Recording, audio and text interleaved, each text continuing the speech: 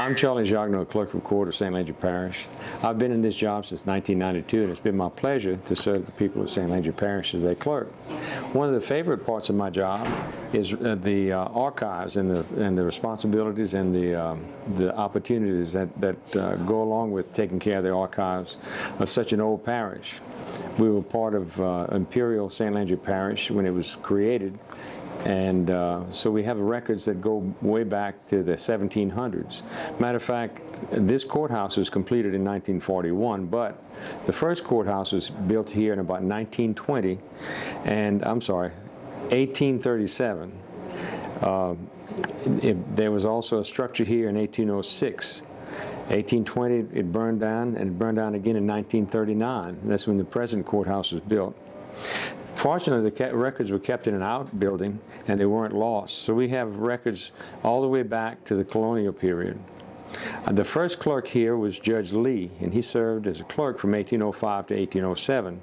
He became the parish probate judge from 1807, and he served until 1842. Our colonial records cover a period of 1764 to 1803. They're on microfilm here and available on microfilm, and they're also at the state archives. The notarial records span the time period of 1820 to 1850, and the first parish recorder was here in 1845. We have records that are imaged and indexed in various periods from the 1800s to present, and in mid 2015 we should have a constant record that's imaged and indexed and available online from 1800 to the present day.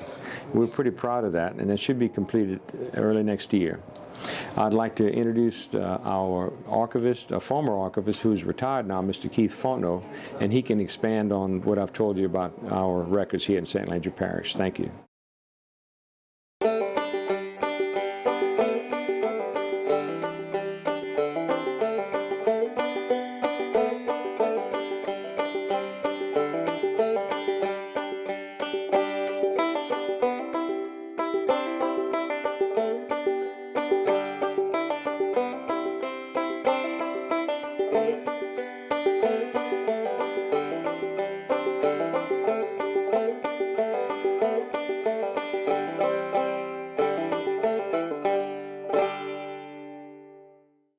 I am Keith Fontenot, the former archivist for the St. Landry Parish Clerk of Court's office. I have had a unique experience as an historian to be able to work on a daily basis with primary historical documents. Basically trying to re-index the earlier records of the St. Landry Parish Clerk of Court's office. Again, this collection reflects the frontier of the old Spanish Caribbean borderlands. Historically, you have a mix of Anglo, Creole, Native American, African American, Spaniards, and you also have these Melungeons that have come in, which is a triracial mixture after 1803, that were basically living in the what is now Allen and Beauregard parishes. The records here go back to 1764 with the establishment of the post by the Spanish colonial government. Basically, this was a buffer zone to protect the riches of Mexico. Louisiana, again, goes back to Robert Cavalier de La Salle, who in 1688 claims the Mississippi River and all its tributaries for France. Names it after Louis XIV, the Sun King, and his wife Anna. LaSalle did not have any idea what he was claiming.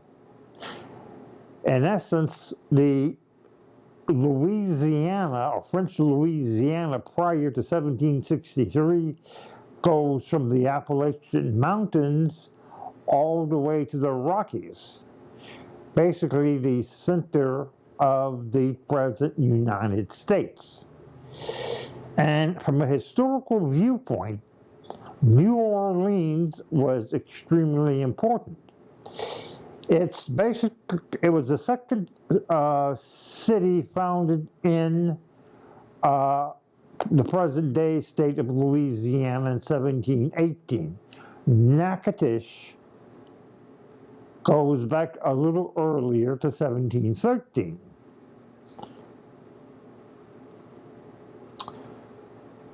The records in this office reflect the daily lives and problems and conflicts that these individuals had going back to 1764.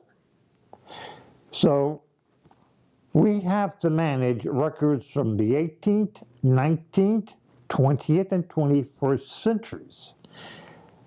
And these records do rival New Orleans and Mobile in the development of the Gulf Coast.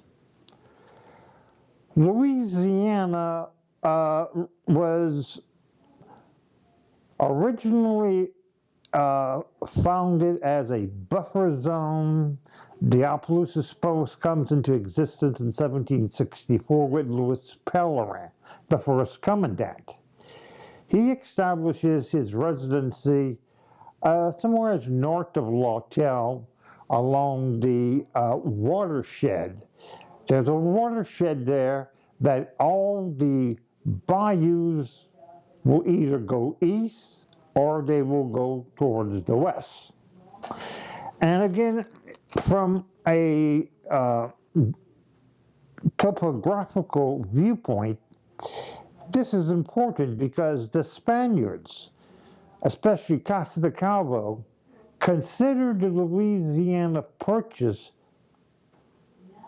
to be the lands drained by the Mississippi. Opelousas is drained either by the Teche or the Catawba, Viva the distributor of the Atchafalaya, and they considered Opelousas and points west not to be part of the Louisiana Purchase. So basically, you have to broaden your horizons and also understand the political and military problems and feuds and wars that were going on with the European powers, especially Great Britain, France, Spain, and then later the young American Republic. The American founding fathers had the concept of manifest destiny. They believed that the United States should stretch from the Atlantic to the Pacific.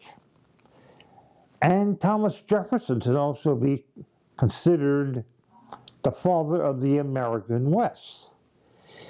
He does purchase Louisiana in 1802, but he also sends the Corps of Discovery under Lewis and Clark to the headwaters of the Missouri and ultimately to the Pacific, which gives the United States claims to the Oregon and Washington territory.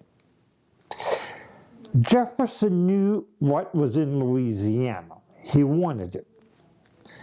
So he sends James Monroe and Edward Livingston to talk to Talleyrand, the French foreign minister, in 1803, with the express intent to purchase the Isle of Orleans.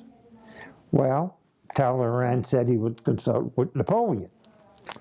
Now, this is interesting how the unforeseen consequences of yellow fever come into play. Napoleon had had a grand design on North America. However, his army in Santo Domingue, or Haiti, was ravaged by yellow fever. It's a point where nature comes in on the historical process and changes the outcome of certain events. So Napoleon decides to sell the whole of Louisiana to the United States. Really, Jefferson didn't know what he was buying, but he says, I will find the money and we will purchase this. What is this? The significance is you have these 13 states that are cut out of the purchase, and it is really the underpinning that will ultimately lead to the rise of the United States as a superpower. So you have vast resources, population, rich, fertile soil. But getting back to 1804, the Louisiana Purchase was divided between the territory of Orleans and the Louisiana territory. The territory of Orleans would in essence be what is now the state of Louisiana. In 1810, West Florida, Spanish West Florida went as far west as Baton Rouge. There was a revolt, and that part of West Florida is eventually incorporated into the territory of Orleans. Jefferson looks at Louisiana, and he knows this is the first time that they are taking in people with a different culture, a different language, and he basically decides to let Spanish and French colonial civil law to be continued in Louisiana. This is especially expressed in women's property rights, where the wife had a tacit mortgage on her husband's property. This was for the purpose that if he squandered her separate property, she could haul him into court and institute a para-fraternal suit, which he in turn had to make a dachshund en paiement to give restitution for property that he had alienated without her consent. So historically, women's property rights were better protected in Louisiana than in the other English common law states. And again, this is due to Spanish colonial law. If you read the territorial papers and the correspondence between Governor Claiborne and Jefferson, you will see that they are interested in keeping a lot of the colonial institutions intact. The Opelousas Post, again, is a frontier district. It's well up to today. has always been derived from the land. In the earlier days, it was agricultural, cotton. It was one of the largest producers of beef in the United States prior to 1845. And it provided sugar,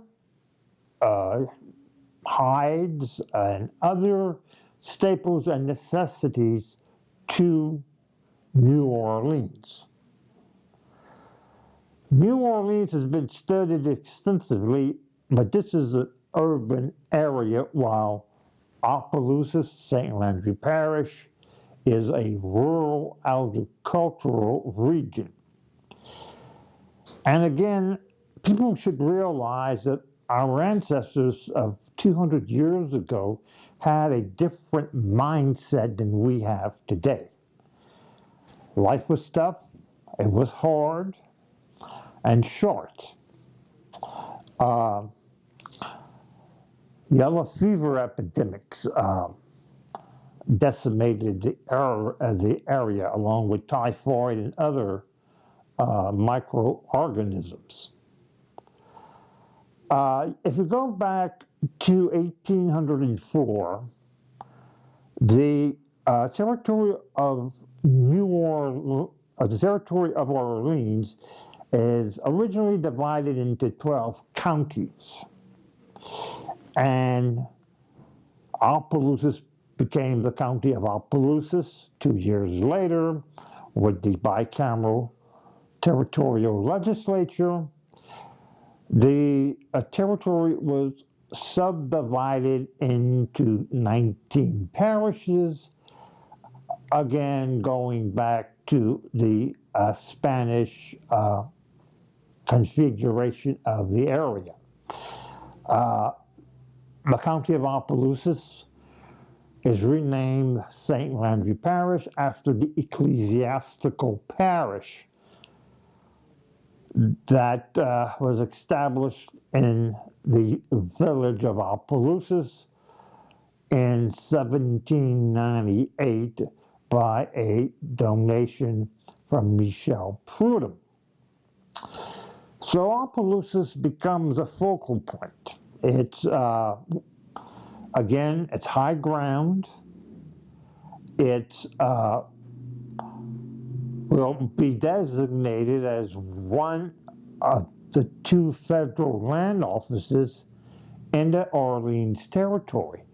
The Opelousas Land Office took care of land claims from the Atchafalaya to the Sabine to the Gulf, north to Arkansas.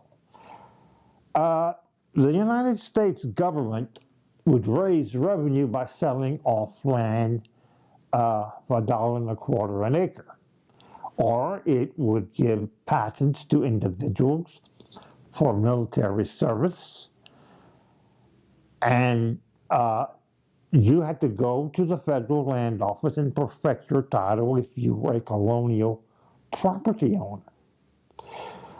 Uncle Sam wanted to know what was yours and what was his, so he could sell off the public domain. And it's also interesting to note that you did have some individuals who were squatting on the public domain, and you have sales of improvements whereby they could sell the house, the barn, the outbuildings, but they could not sell the land since it was not segregated from the U.S. government.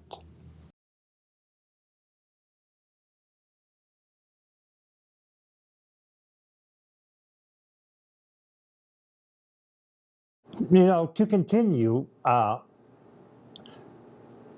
lower Louisiana, the Mississippi River, was essential to several nations: Spain, the United States, France. If you control the Isle of Orleans, you basically controlled the American heartland.